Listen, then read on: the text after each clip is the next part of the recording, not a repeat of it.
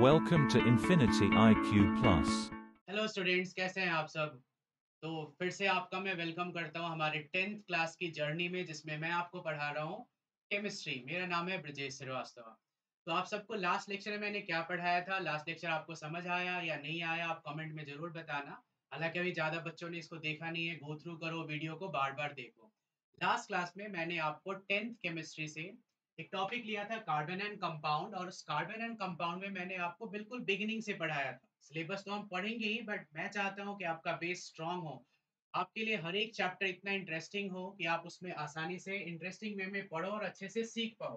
तो last lecture में मैंने आपको बताया था बर्जीलियस की वाइटल फोर्स थ्योरी से लेके लास्ट तक की कौन से एलिमेंट कितने बॉन्ड बनाते हैं। तो पहले हम आज का लेक्चर स्टार्ट करते हैं और लास्ट में हम एक बार टॉपिक को समराइज भी करेंगे। राइट, तो आज हमारा साइंस डिस्कशन में कार्बन एंड कंपाउंड का ही है कि देखो, अभी कार्बन के बारे में मैंने आपको क्या बताया था कि कार्बन में कितने बॉन्ड फॉर्म करने की टेंडेंसी है। तो 4 बॉन्ड। कार्बन क्या होता है? टेट्राहेड्रल। क्वेश्चन है कि why carbon is tetrahedral. Chemical bonding एक टॉपिक है जो साइंस के स्टूडेंट को पता होता है कि कोई भी एलिमेंट स्टेबिलिटी के लिए अपना ऑक्टेट या डुप्लेट कंप्लीट करना चाहता है, राइट। क्योंकि ऑक्टेट और डुप्लेट कंप्लीट होने के बाद ही स्टेबिलिटी आएगी और वो एलिमेंट नेचर में एग्जिस्ट कर पाएगा।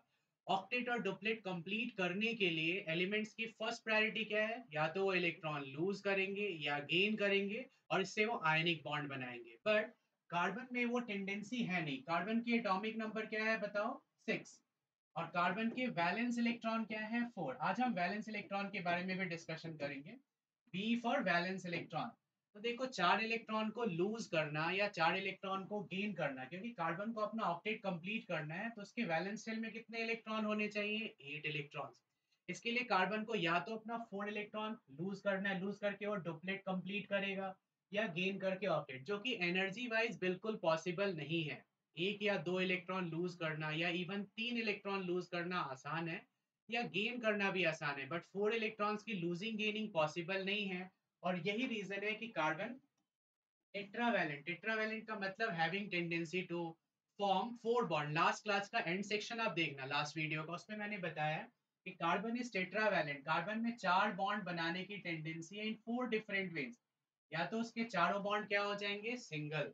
या तो उसमें होगा 1 डबल 2 सिंगल, अब भी 4 बॉन्ड बन रहे हैं। या फिर हो जाएगा 1 ट्रिपल 1 सिंगल, या बोथ डबल। ये 4 डिफरेंट पॉसिबिलिटीज है जिसके थ्रू कार्बन अपनी टेट्रावैलेंसी कंप्लीट करेगा।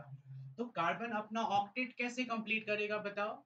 लूजिंग गेनिंग यहाँ पॉसिबल है नहीं, तो हमेशा वो शेयरिंग करेगा। इसलिए आप देखोगे कि जो जितने भी ऑर्गेनिक कंपाउंड हैं वो सबके सब कोवैलेंट होते हैं।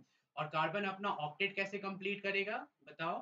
वो हमेशा इलेक्ट्रॉन की शेयरिंग करेगा। कोई भी एटम कितने इलेक्ट्रॉन शेयरिंग में कंट्रीब्यूट करता है? जितने इलेक्ट्रॉन की डेफिशिएंसी है टू कंप्लीट डुप्लेट और ऑक्टेट। डुप्लेट वही एलिमेंट कंप्लीट करते हैं जो हीलियम के आसपास हैं, और उसके बाद बाकी जो नियॉन, आर्गन, क्रिप्टन, जिनॉन के पास है, वो अपना ऑक्टेट कंप्लीट करेंगे। क्योंकि इनर्ट गैस के वैलेंस शेल में आउटर मोस्ट ऑर्बिट में 8 इलेक्ट्रॉन होते हैं, हीलियम में सिर्फ 2 होगा। वो बहुत ज्यादा स्टेबल है और वो नेचर में फ्रीली एग्जिस्ट कर सकते हैं। बाकी एलिमेंट्स भी क्या चाहते हैं कि वो भी अपना ऑक्टेट या डुप्लेट कंप्लीट कर ले और अपने नियरेस्ट इनर्ट गैस की तरह स्टेबल हो जाए। तो स्टेबिलिटी के लिए ही एलिमेंट क्या बनाते हैं? Chemical bonding. केमिकल बॉन्डिंग कैसे बनता है? या तो इलेक्ट्रॉन लूज गेन करके आप ऑक्टेट कंप्लीट कर लो, या फिर शेयरिंग करके। कार्बन में लूजिंग गेनिंग पॉसिबल नहीं है, तो कार्बन क्या करेगा? इलेक्ट्रॉन की शेयरिंग करेगा। और कार्बन टेट्रावेलेंट क्यों है? क्योंकि इसमें 4 इलेक्ट्रॉन्स की डिफिशियंसी है टू कंप्लीट ऑक्टेट। तो कार्बन अपना कोई भी कंपाउंड, जैसे मान लो मीथेन ही है, हाइड्रोजन की, कार्बन की एटॉमिक नंबर है 6 और इसमें वैलेंस इलेक्ट्रॉन है 4। हाइड्रोजन की एटॉमिक नंबर है 1 और इसमें वैलेंस इलेक्ट्रॉन है 1।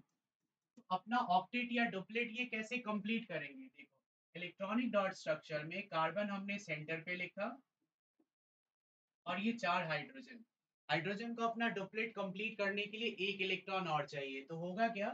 1 इलेक्ट्रॉन हाइड्रोजन का होगा, 1 इलेक्ट्रॉन कार्बन का। 1 फ्रॉम हाइड्रोजन, 1 फ्रॉम कार्बन, फिर 1 from hydrogen, 1 from carbon. Hydrogen 1 electron share कर रहा है, कार्बन फिर 1 शेयर करेगा। अब इस शेयरिंग में आप देखोगे कार्बन को चारों इलेक्ट्रॉन शेयर करना था क्योंकि 4 की डिफिशियंसी है। अब इसमें हाइड्रोजन का डुप्लेट कंप्लीट हो गया, हाइड्रोजन का डुप्लेट कंप्लीट हो गया, हाइड्रोजन का डुप्लेट स्टेबल हो रहा है।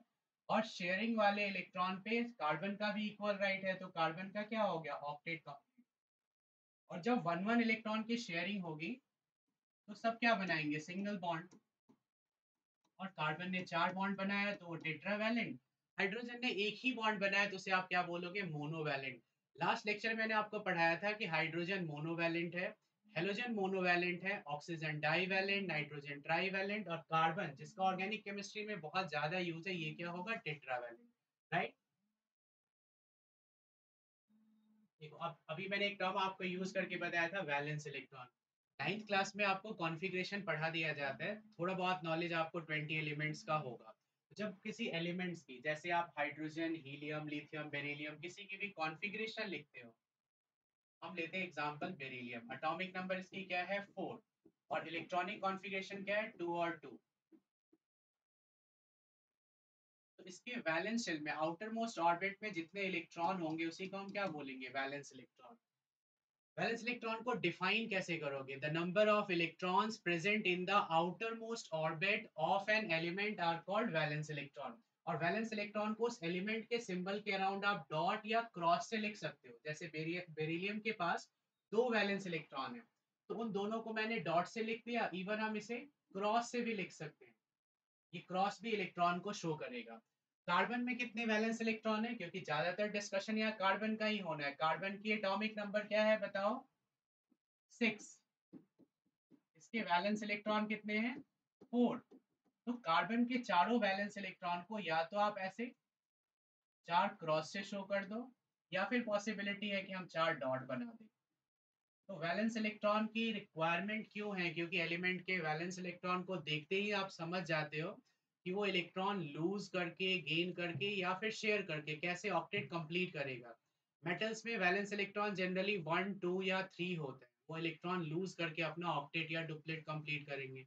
नॉन मेटल में ये वैलेंस इलेक्ट्रॉन 7 होगा, जैसे हेलोजेंस में, क्लोरीन में 7 है, फ्लोरीन में 7 है, या ऑक्सीजन में 6 है। तो जब 7 6 या 5 होगा तो वो उतने ही इलेक्ट्रॉन गेन करके अपना ऑक्टेट पूरा करेंगे। बट कार्बन में क्या है, बिल्कुल 4 है, वो ना तो लूज करने में कंफर्टेबल है, ना गेन करने में। एनर्जी वाइज ये बहुत ज्यादा एनर्जी की रिक्वायरमेंट होगी, तो कार्बन अपना इलेक्ट्रॉन शेयर कर लेगा।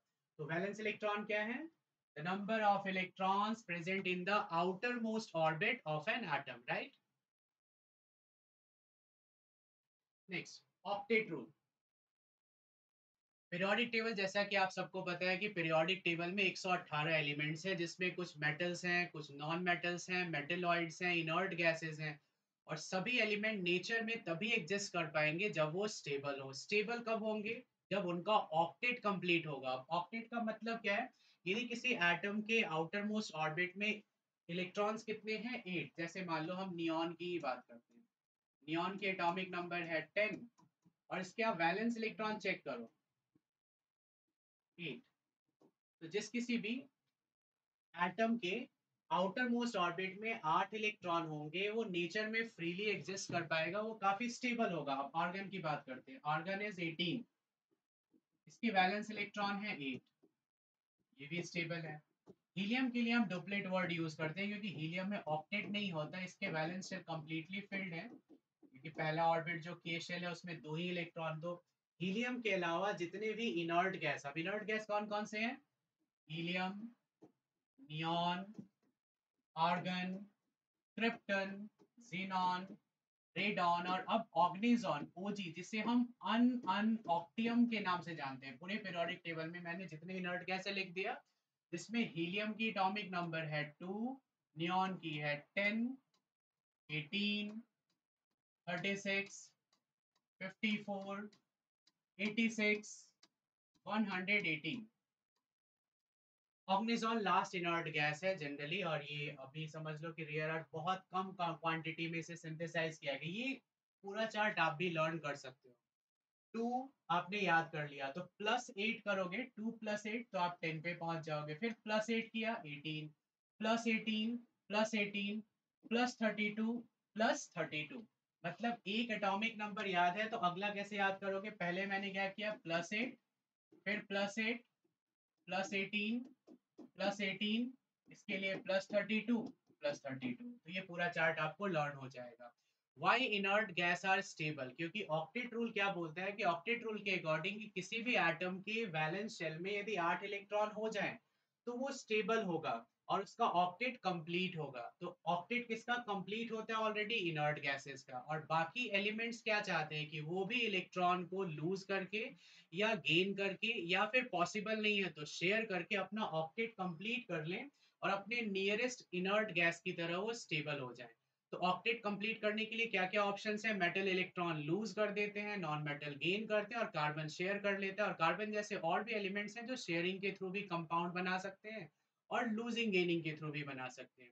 हालांकि फर्स्ट प्रायोरिटी एलिमेंट्स यही होती है कि वो अपना ऑक्टेट कैसे कंप्लीट करेंगे? बाय लूजिंग और बाय गेनिंग इलेक्ट्रॉन। ये पॉसिबल यदि नहीं होता, जैसे कार्बन के केस में नहीं है पॉसिबल, तो फिर वो शेयर करेगा, राइट? आप सबको समझ आ गया होगा कि ऑक्टेट रूल क्या है और क्यों ये इतना इंपॉर्टेंट है। एलिमेंट क्यों अपना ऑक्टेट कंप्लीट करना चाहते हैं? क्योंकि वो स्टेबल हो जाए, जस्ट लाइक इनर्ट गैसेज, और नेचर में वो एग्जिस्ट कर पाए, राइट? देखो एलिमेंट्स में अभी जैसे देखो कार्बन के बारे में बार बार मैं क्या बोल रहा हूँ कि कार्बन कोवैलेंट बॉन्ड बनाता है, आयनिक नहीं बनाता। तो हम डिस्कस कर लेते हैं कि कोवैलेंट बॉन्ड है क्या। यदि एलिमेंट्स इलेक्ट्रॉन को लूज या गेन करके बॉन्ड बना रहे हैं तो वो आयनिक बॉन्ड होगा। बट शेयरिंग के थ्रू बॉन्ड बनाएंगे तो वो क्या होगा? Covalent bond. Covalent bonds electron की शेयरिंग से फॉर्म होते हैं। जैसे दो एलिमेंट हैं और वो एक एक इलेक्ट्रॉन की शेयरिंग कर रहे हैं। ए और बी दो एलिमेंट है, इन्होंने वन वन इलेक्ट्रॉन शेयर किया। तो इससे जो बॉन्ड बनेगा वो क्या हो जाएगा? Single covalent bond. इस पे मैं आपको और प्रैक्टिस कराऊंगा नेक्स्ट लेक्चर में। हम क्या करेंगे, कुछ मॉलिक्यूल लेंगे सिलेक्टिव जिसमें कार्बन के भी कुछ कंपाउंड होंगे और बाकी एलिमेंट्स भी होंगे, और वो कैसे शेयरिंग करते हैं इलेक्ट्रॉन को, ऑक्टेट कैसे कंप्लीट होता है, इस स्ट्रक्चर को हम बोलते हैं इलेक्ट्रॉनिक डॉट स्ट्रक्चर। इस पे भी हम प्रैक्टिस करेंगे। यदि एलिमेंट वन वन इलेक्ट्रॉन की शेयरिंग कर रहे हैं तो क्या बनेगा? सिंगल कोवैलेंट बॉन्ड, जिसे आप सिंगल बॉन्ड भी बोल सकते हो। यदि एलिमेंट दो दो इलेक्ट्रॉन की शेयरिंग करेंगे तो क्या बनेगा? Double covalent bond. तीन तीन इलेक्ट्रॉन की शेयरिंग करेंगे तो क्या बनेगा? Triple covalent bond. और ये शेयरिंग क्यों कर रहे हैं? पर्पस वही है, ऑक्टेट कंप्लीट करने के लिए। तो कोवैलेंट बॉन्ड बनता है इलेक्ट्रॉन की शेयरिंग से। और जो शेयरिंग होगी, जैसे दो एलिमेंट्स हैं और इलेक्ट्रॉन शेयर कर रहे हैं, तो वो equal number of electron share करेंगे, one one from each side, two two from each side या three three from each side. जब वन वन की शेयरिंग होगी ऑक्टेट कंप्लीट करने के लिए या डुप्लेट कंप्लीट करने के लिए, तो सिंगल कोवैलेंट बॉन्ड बनेगा। दो दो इलेक्ट्रॉन की शेयरिंग होगी तो डबल कोवैलेंट बॉन्ड बनेगा। तीन तीन इलेक्ट्रॉन की शेयरिंग होगी तो ट्रिपल बनेगा। इसमें जो स्ट्रक्चर बनाने का ये तरीका है, इसको हम बोलते हैं इलेक्ट्रॉनिक डॉट स्ट्रक्चर। इस पे पूरी एक क्लास होगी हमारी जो कि आपके लिए काफी बेनिफिशियल रहेगा। नेक्स्ट लेक्चर में हम इसको पूरा कवर करेंगे, राइट? तो कोवैलेंट बॉन्ड हो या आयनिक बॉन्ड हो, बॉन्ड बनाने का पर्पस क्या होता है? कि एटम अपना ऑक्टेट कंप्लीट करे, अपने नियरेस्ट इनर्ट गैस की तरह स्टेबल हो जाए और नेचर में आसानी से वो एग्जिस्ट कर पाए। तो ये था हमारा कोवैलेंट बॉन्ड, राइट? अब आपकी कोई क्वेश्चन है तो आप कमेंट में पूछ सकते हो, कोई भी आपको क्वेश्चन है। आज की क्लास में मैंने आपको क्या क्या पढ़ाया? लास्ट क्लास का इंटीग्रेशन, लास्ट क्लास हमने ऑर्गेनिक की थोड़ी हिस्ट्री डिस्कस किया था कि फर्स्ट ऑर्गेनिक कंपाउंड किसने डिस्कवर किया, आईयूपीएसी क्या है, कौन से एलिमेंट कितने बॉन्ड बनाते हैं, और कार्बन की नंबरिंग के बेसिस पे नेमिंग, जैसे आईयूपीएसी ने C1 के लिए मेथ दिया हुआ एथ प्रोप्यूट, वो सब हमने समराइज किया। और आज की क्लास में मैंने बताया कि कार्बन टेट्राहेड्रल क्यों होता है, चार मतलब बॉन्ड क्यों बनाता है, और वो इलेक्ट्रॉन लूज गेन क्यों नहीं कर पाता। आपके कोई भी क्वेश्चन है आप पूछ सकते हो जनरली। और क्या क्या हमने सीखा इस पे हमारा डिस्कशन भी होगा ड्यूरिंग लाइव क्लासेस। अब ये सब रिकॉर्डेड लेक्चर है तो इसमें आप जो डाउट पूछोगे आपके पास ऑप्शन क्या है, या तो आप हमें मेल करोगे, जो हमारा सपोर्ट मेल आईडी है उस पे मेल करोगे इन्फिनिटी आईक्यू के साइट पे जाके, या फिर यूट्यूब वीडियो पे आप कमेंट कर सकते हो, राइट? देखो पढ़ाई के लिए एक स्ट्रेटजी मैंने सबको बताया और बार बार मैं बताता रहता हूँ कि आपको लेक्चर पढ़ने के लिए किस तरीके से आप फोकस होके पढ़ाई करोगे, क्योंकि बहुत बच्चे डिस्ट्रैक्टेड है, यहाँ वहाँ की वीडियो देख के अपना टाइम वेस्ट कर रहे हैं। पढ़ाई को ऑर्गेनाइज वे में ही करना चाहिए, आपके लिए ही वो इजी होगा। एग्जाम टाइम आप नोट्स यहाँ वहाँ ढूंढते फिरते हो, आप कितने वीडियोस देखते हो, फिर भी आपका कॉन्सेप्ट क्लियर नहीं होता।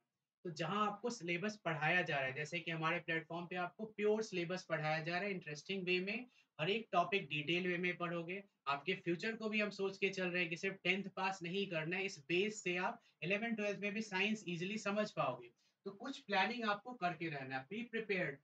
You should have your note sheet. सबसे पहले तो जब भी आप क्लास लेक्चर में भी बैठ रहे हो या कोई लेक्चर देख रहे हो तो आपको अपना एक फेयर नोटशीट लेके बैठना चाहिए, आप पेंसिल लेके बैठो, कुछ हाइलाइटर्स लेके बैठो, कीवर्ड कलेक्ट करना ये जरूरी है। लेक्चर में जो आप देख रहे हो या जो आप सुन रहे हो उसको नोट्स बनाना बहुत जरूरी है। हालांकि नोट्स हमारे जो साइट है infinittyiq.in उसके PDF section E note section में अवेलेबल है, बट आप लेक्चर देखो, जो समझ आया उसको फेयर करो, डाउट कलेक्ट करो कि क्या हमें नेक्स्ट क्लास में पूछना है या क्या कमेंट के थ्रू पूछना है, राइट। जनरली क्या होता है कि लेक्चर देखते समय भी बच्चे यहाँ वहाँ अपने क्लासमेट से या कहीं चैट कर रहे हैं फ्रेंड से, वो नहीं करना चाहिए। आपका फोकस होना चाहिए कि लेक्चर को ध्यान से सुनो, टीचर को रिस्पेक्टफुली सुनो, आपको कोई टाइम दे रहा है, आपको समझाने की कोशिश कर रहा है तो उसको प्रॉपरली आप सुनो। और ये आपके लिए राइट टाइम नहीं है कि ड्यूरिंग आप देख रहे हो कि वीडियो देख भी रहे हो और साइड साइड कुछ और कर रहे हो, फ्रेंड से बात कर रहे हो, वो बिल्कुल आपको नहीं करना है, राइट। क्वेश्चन पूछने में कभी आप हेजिटेट मत करो। जनरली जो भी मटेरियल हम प्रोवाइड कर रहे हैं हो सकता है कि आपको उसमें डाउट आए, समझाने के कई तरीके होते हैं, यदि एक वे से आपको समझ नहीं आ रहा है तो टीचर हमेशा सेकेंड या थर्ड वे ट्राई करेंगे, बट ये कब करेंगे, जब आप उनसे डायरेक्टली क्वेश्चन पूछोगे। लाइव क्लासेस में तो हम टू वे कम्युनिकेशन करते हैं, बच्चे रियल टाइम में अपना डाउट पूछ सकते हैं। बट अभी यूट्यूब वीडियो लेक्चर या अपलोडेड वीडियो में एक ही ऑप्शन होता है कि आप चैट में पूछोगे या फिर हमारे मेल पे मेल करोगे या व्हाट्सएप नंबर है सपोर्ट का, वहां आप जाके पूछोगे। तो मैं उम्मीद करता हूँ कि आज का ये वीडियो लेक्चर आपके लिए काफी यूजफुल रहा होगा। आगे हम इसी तरीके से शॉर्ट शॉर्ट टॉपिक कवर करेंगे ताकि एक दिन में आप पे ज्यादा लोड ना हो। आपके और भी सब्जेक्ट हैं, आप साइंस में ही 3 ब्रांच है, बायो भी पढ़ोगे, आप फिजिक्स भी पढ़ोगे, मैथमेटिक्स है, सोशल स्टडी है, इंग्लिश है। तो छोटे छोटे टॉपिक इंटरेस्टिंग बनाएंगे, आप ट्राई करना है कि उसको रेगुलर फेयर करते रहो और डाउट हमारे तक पहुंचना चाहिए। चलिए आज का लेक्चर यही फिनिश करते हैं और नेक्स्ट क्लास में मिलते हैं अगले टॉपिक के साथ, जिसमें मैं आपको पढ़ाऊंगा इलेक्ट्रॉनिक डॉट स्ट्रक्चर के बारे में, right. Okay, thanks for watching. Follow and subscribe us for more.